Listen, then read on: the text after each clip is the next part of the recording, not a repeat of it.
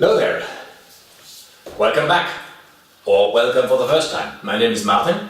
This is the series on Hsing, Kuntao, Silat, and the first mini-series on the 6 dimensions of attack. We already had the first 5 dimensions, which is the intent of the attack, angle of attack, type of attack, power generation methods for the attack, the mode of attack, and today we will be dealing with the complexity of the attack.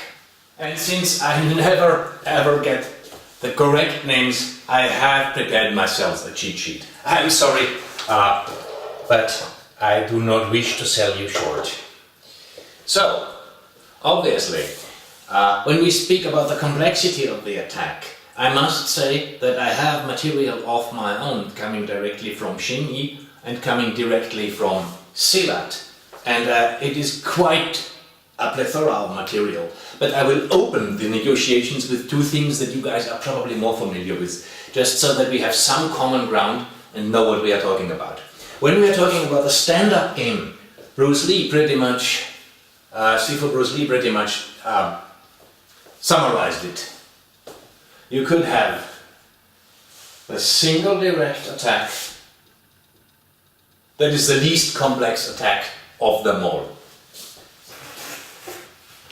Right?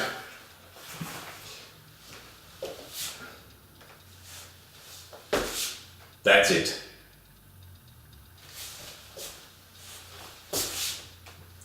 Single direct attack. The name is pretty much self-explanatory. The next thing is obviously ABC, attack by combination. Boxing is full of that, of course.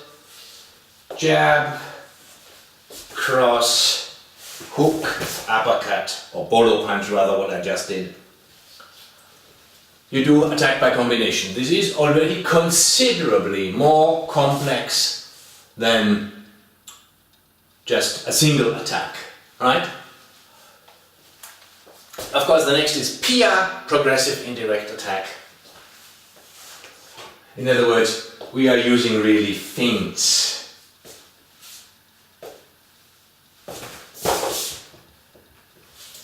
So, this is using feints.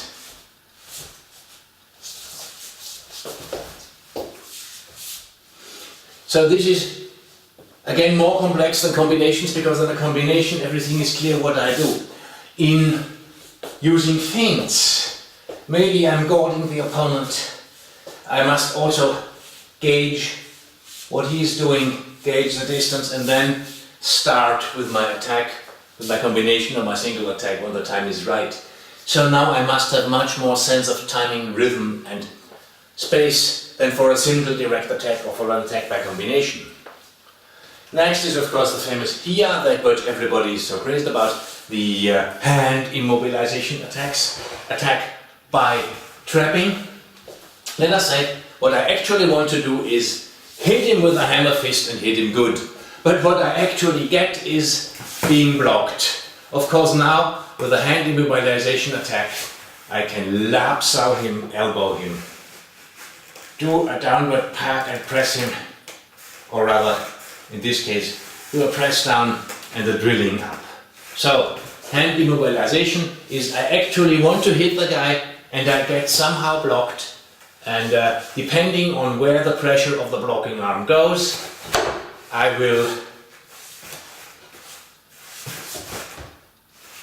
react. Hand immobilization attacks. Obviously those are much more complex than the ones before. So this is even more, well, yeah, exactly that. It's more complex.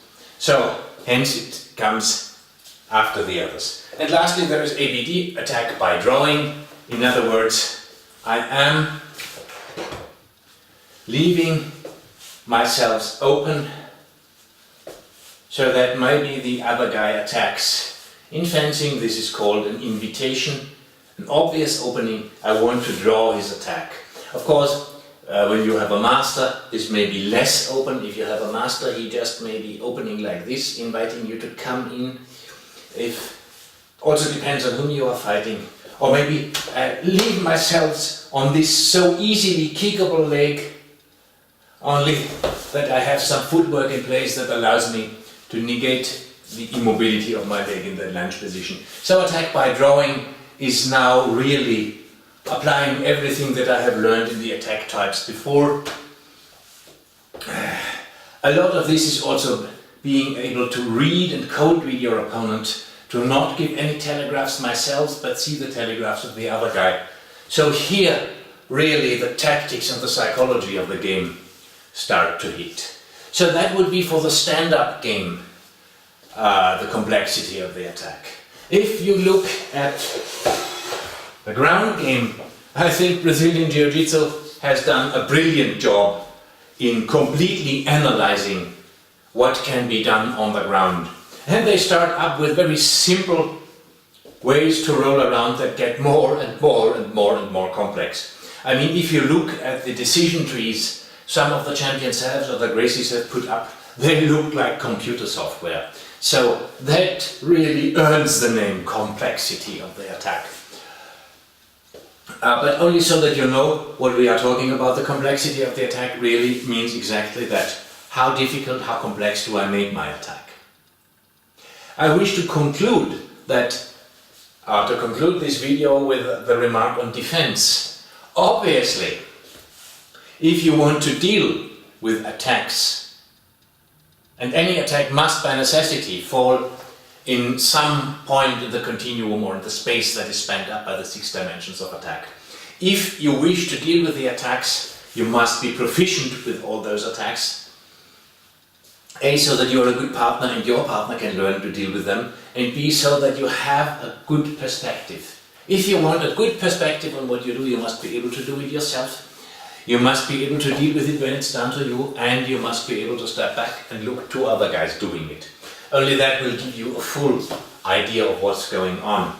And if you want to defend all that, obviously there must also be 6 dimensions or how many ever of defense. We will be dealing with them when the time comes. So that concludes pretty much the mini-series on the 6 dimensions of attack. I will briefly recapitulate. There is the 6 dimensions of attack are the intent of the attack, that could be a kinetic attack, a quick limb destroying tissue, a momentum attack, the whole body mass moving the other guy or part of the other guy, a torquing attack where we torque or twist the opponent, and a latching on attack where we want to completely immobilize him or limit his mobility. Then there are the angles of attack over the center line straight 0. Yes, I am a European. For me, the center of a coordinate system is the 0 point. Hence, center line attack 0, a corkscrewing against the clock 0A, a corkscrewing with the clock 0B. Number 1, number 2, number 3, number 4, number 5, number 6, number 7, number 8. The angles of attack, the type of attack, and basically maybe a hammer fist type of attack, a reverse hammer fist where we hit with the thumb side, a punching solution where we actually hit with the knuckles, or an open palm solution which we call the tiger claw solution, which may be either hitting with the edge of palm or clawing and grabbing. Then we have the power generation methods where we have the classical torque, the linear momentum by step, gravity, and where we also have seen compression strikes or expansion strikes. And all those combined into an undulating wave is what we aim for. There is one 5th power generation method that I didn't mention because it is the unloved stepchild of the martial arts, that is single isolated limb power. We never want that, but of course if we are honest we must admit that especially in real combat, be that in the ring, the octagon, or be that on the street, or be that on the battlefield, circumstances are rarely ideal, and hence we must deal with the situation as it presents itself, and so maybe the only thing that we have is the power in our triceps and our shoulder, because for whatever reason we can't engage the rest of our body. So like it or not, there is also that 5th mode of power generation, just single limb or broken power generation, because we cannot engage it all as we would like to. Fifth dimension of attack is the mode of attack. The strike through, the strike and bounce back, the strike and glance somewhere else, the strike and stay, or the strike and miss going to another on guard or parking position. And lastly, there is the complexity of attack that we exemplified with Bruce Lee's 5 ways of attack. Single direct attack, attack by combination, attack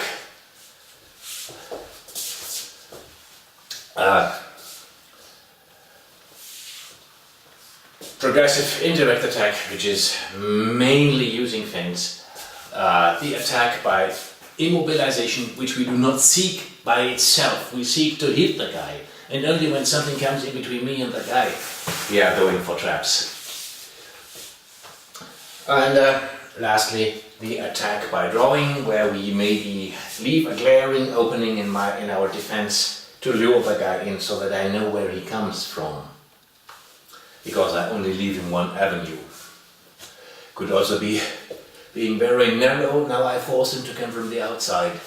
Or being wide open, now I force him to come down the alley. All that kind of stuff. Some last thing on attack by immobilization, the trapping stuff. The trapping stuff is also something that may very well happen on my way from hitting the guy to the point where I'm clinching. In that time, all that stuff that we do, when we do chisao, push hand, hubat, lubat, in that time between contact and clinch, all that may become useful. So, while a lot of time is spent with those sensitivity and energy drills, usually the usage happens within a tenth of a second, which is why we practice it so long. But that is just a commercial for the energy drills that hopefully will come soon. That concludes our video on the 6 dimensions of attack. Thank you for watching, thank you for your time. Looking forward to what is going to come next. What is going to come next is again more Hsing related, or Hsing Kuntao Silat related. Thank you for your time. If you liked it, subscribe, thumbs up. Take care and have a nice day.